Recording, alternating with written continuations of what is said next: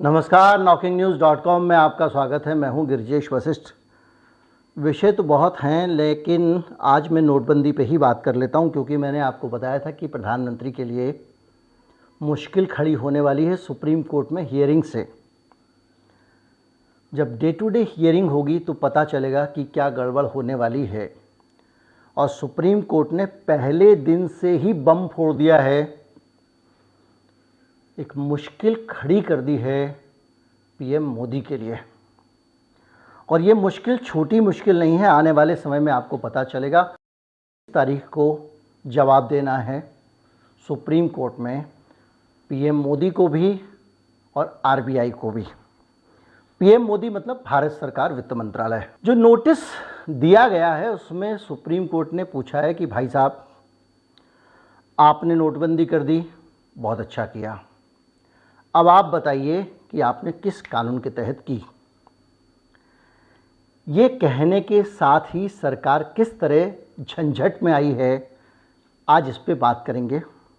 वो कौन सी गुप्त बातें अब सामने रखनी पड़ेंगी, उस पे बात करेंगे। कहीं मत जाइए, चैनल को सब्सक्राइब कर लीजिए।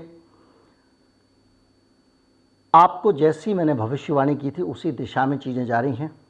आज बताऊंगा डिटेल में कि क्या है सुप्रीम कोर्ट के आदेश का मतलब और कैसी फजीयत होने वाली है। मैं अभी हाजिर हुआ। अगर इस चैनल को सपोर्ट करना चाहते हैं तो हमारा यूपीआई आईडी डिस्क्रिप्शन में है, उसके ज़रिए भुगतान कर सकते हैं। क्यूआर कोड भी स्क्रीन पर दिखाई दे रहा होगा, उसका भी इस्तेमाल कर सकते हैं। मैं अभी आया।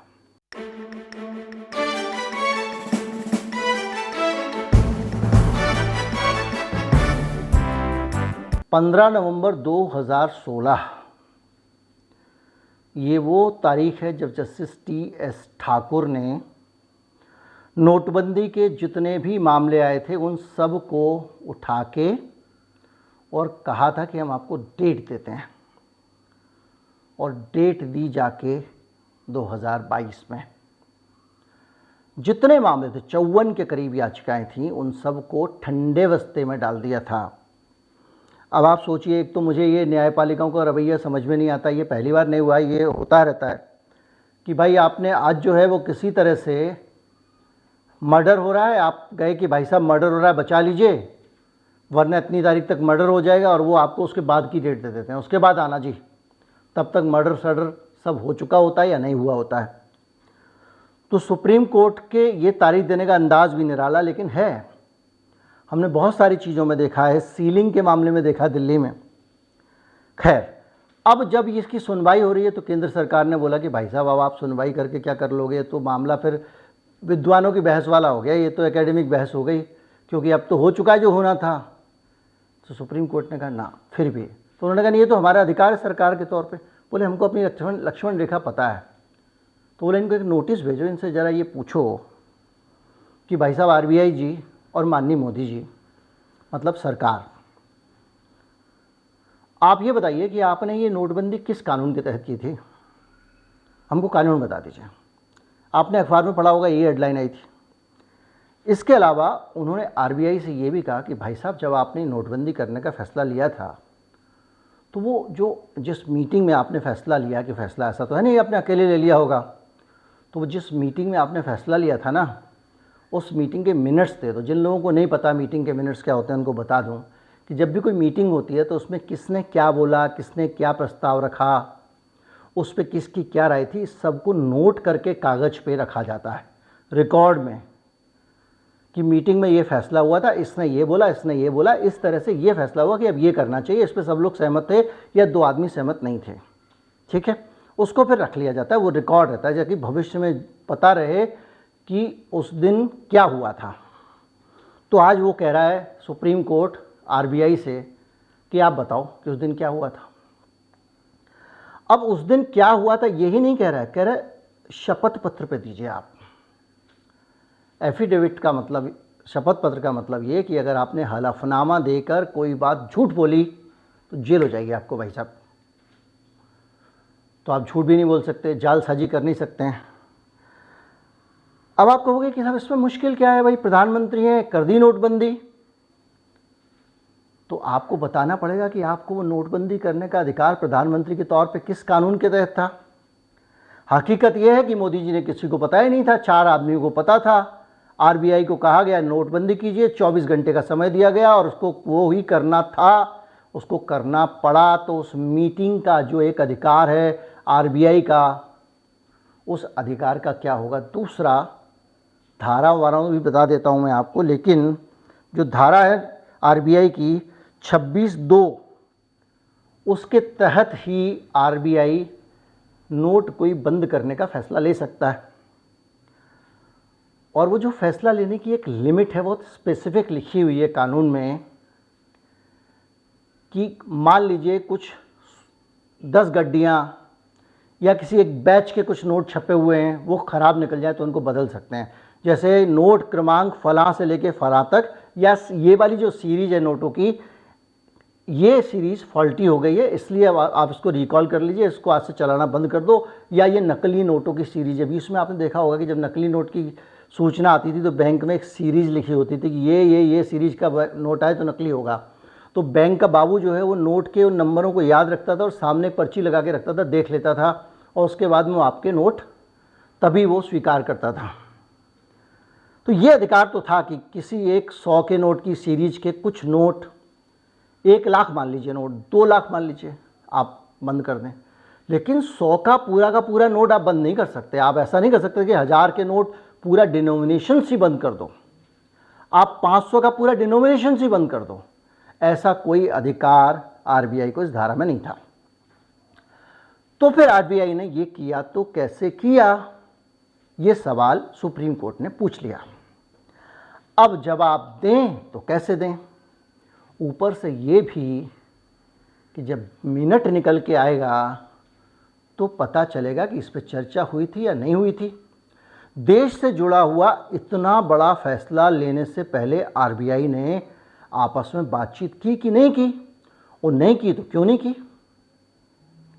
तो पता चलेगा कि मोदी जी का ऑर्डर आया है और उसको पास करना है, इसलिए चर्चा नहीं की थी। तो उर्जित पटेल जो हैं उनके तोते उड़ने वाले हैं, क्योंकि अगर वो ऐसा करते हैं कि बगैर चर्चा के सिर्फ प्रधानमंत्री के आदेश पर नोटबंदी कर देते हैं, तो ये मामला सिर्फ एकेडमिक नहीं रह जाएगा, ये सीधे सीधे देशद्रोह का मामला है, देश को अस्थिर करने के प्रयास का मामला है ये। और कोई भी देश का शुभचिंतक इस तरह की बातें, इस तरह के काम अनाधिकार, कानूनन अनुमति ना होते हुए, संविधान की अनुमति ना होते हुए कर नहीं सकता। इसलिए सुप्रीम कोर्ट ने कहा है कि भाई साहब हलफनामे पर लिख कर लाइए। दूसरा रहा सवाल सरकार का अधिकार, कि जो सरकार है, मोदी जी हैं, उनका अधिकार तो है। ऐसा कहीं कोई अधिकार नहीं है, क्योंकि सरकार को अगर नोटबंदी करनी है तो उसकी एक प्रक्रिया है। तो आप कहेंगे कि ये तो जो है पहले भी नोटबंदी हो चुकी है, पहले भी 1000 के नोट बंद हुए थे, तो तब तो किसी ने नहीं कहा, इंदिरा गांधी भी नोट बंद कर चुकी हैं। अब आप कह रहे हो कि अधिकार नहीं है, एक अंतर है। इंदिरा गांधी ने नोट बंद किए तो रात को 8 बजे खड़े होकर मित्रों कह के झटका नहीं दिया था। संसद में बाकायदा इस पर प्रस्ताव लाया गया, देश की सर्वोच्च संस्था ने नोटबंदी को अनुमति दी, उसके बाद नोटबंदी हुई थी। वो पर्टिकुलर डिनोमिनेशंस के नोट बंद हुए थे। अब सवाल ये उठेगा कि भारत की संसद को विश्वास में लिए बगैर, क्योंकि मोदी जी ने तो किसी को विश्वास में नहीं लिया था, सीक्रेट ऑपरेशन था, तानाशाही चल रही है क्या, तो आपको बताना पड़ेगा। मैं आपको कह रहा था कि ये सुनवाई खुले में होगी, कैमरे में होगी, और इसको कैमरे की सुनवाई करके चले गए। और अब जो नए चीफ जस्टिस आएंगे उनके सामने होगी, और ये खुल्लम खुल्ला सबके सामने ये आएगा, जैसे कि आज आपके सामने जानकारी आ रही है। मैंने बताया था आपको कि मोदी जी की जो है दिक्कतें शुरू होने वाली हैं। संविधान का अनुच्छेद 19 ये कहता है कि हमारा जो मौलिक अधिकार है, यानी हमारा जो संपत्ति का अधिकार है और जो हमारे समानाधिकार हैं, उनको कोई बाधित नहीं कर सकता। नोटबंदी करके हमारे उन अधिकारों को सीधे सीधे बाधित किया गया था, और उसके तहत एक सिलेक्टिव ट्रीटमेंट था कि जो सरकार के इस आदेश को मानेगा उसको खाना मिलेगा, जो नहीं मानेगा उसको नहीं मिलेगा। इसमें एक बहस ये भी निकल के आई है कि सरकार के आर्थिक नीतियां तय करने के अधिकार को सुप्रीम कोर्ट चुनौती दे सकता है, लेकिन मामला सुप्रीम कोर्ट के 5 सदस्यों की संविधान पीठ के पास है। और संविधान पीठ की जो प्राइमरी चीज़ होती है वो ये होती है कि इस देश का कानून, संविधान और इस देश का जो कॉन्स्टिट्यूशन है उसके मुताबिक काम हुआ कि नहीं हुआ। तो सवाल ये उठ रहा है कि सरकार का जो अधिकार है वित्तीय नीतियां तय करने का, क्या उसमें सुप्रीम कोर्ट दखल कर सकता है? तो इसका उत्तर ये आ रहा है कि जो संविधान पीठ 5 सदस्य हैं, संविधान पीठ का काम सुप्रीम कोर्ट में ये तय करना होता है कि संविधान के अनुसार किसको क्या अधिकार है।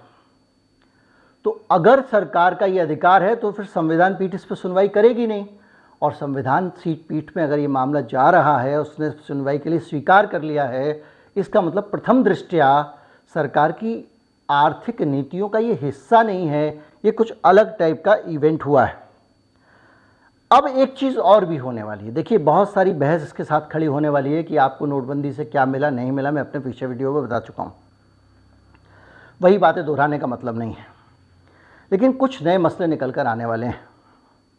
अगर किसी व्यक्ति ने, चाहे वो कितने ही बड़े पद पे क्यों ना हो, बिना विचार विमर्श के, बिना उचित प्रक्रिया का पालन कराए एक ऐसा नियम देश में लागू करने की कोशिश की जिसके कारण भारत में मंदी आ सकती थी, जिसके कारण भारतीय अर्थव्यवस्था को तगड़ा झटका लगा है, जिसके कारण कई लोगों की जानें गई हैं, जिसके कारण इस देश की इकोनॉमी डूब सकती थी, तो ये सवाल भी उठेगा, कोई ना कोई उठाएगा कि इसके पीछे इंटेंशन क्या था। क्या जानबूझकर अधिकारों का दुरुपयोग करके देश को नुकसान पहुंचाने की कोशिश की गई? क्या इसके पीछे कोई विदेशी साजिश थी? क्या देश में कुछ लोग विदेशी ताकतों से मिलकर देश को नुकसान पहुंचाने का काम कर रहे थे? ये सारे सवाल भी बहस का हिस्सा बनेंगे। इसलिए ये बहस भले ही सुप्रीम कोर्ट में हो ना हो, जब सुप्रीम कोर्ट में अंदर बहस हो रही होगी, जब आप लाइव देख रहे होंगे, तो बाहर आकर इस तरह के जो मैंने बताया बहुत सारे बिंदु उभर के आएंगे। उन बिंदुओं का उत्तर देना पड़ेगा, और ये राजनीतिक रूप से बिल्कुल खतरनाक होने वाला है, क्योंकि चुनाव 2 साल बाद है। देखते जाइए कितना पानी बहता है। तेल देखिए, तेल की धार देखिए, कच्ची गोलियां किसी ने नहीं खेली हुई हैं। मोदी जी और उनकी सरकार के लोग, वो भी नए नए दांव पेच निकाल कर लाएंगे। साम दाम दंड भेद अपनाने के लिए जाने जाती है ये सरकार, उनका भी इस्तेमाल होगा। देखते हैं सच सामने आ पाता है या नहीं आ पाता है। उम्मीद करता हूँ वीडियो अच्छा लगा होगा। अच्छा लगा हो तो ज़्यादा से ज़्यादा लोगों तक पहुँचाएं, चैनल को सब्सक्राइब कर लें। आवाज़ में आज बुलंदी कम लग रही होगी, 1-2 दिन में ठीक हो जाएगी, तबीयत पूरी तरह ठीक हो जाएगी। तो चैनल को सपोर्ट करना चाहते हैं तो हमारा UPI ID डिस्क्रिप्शन में है। ज़्यादा से ज़्यादा लोगों तक वीडियो पहुँचाएँ। नमस्कार, जय हिंद।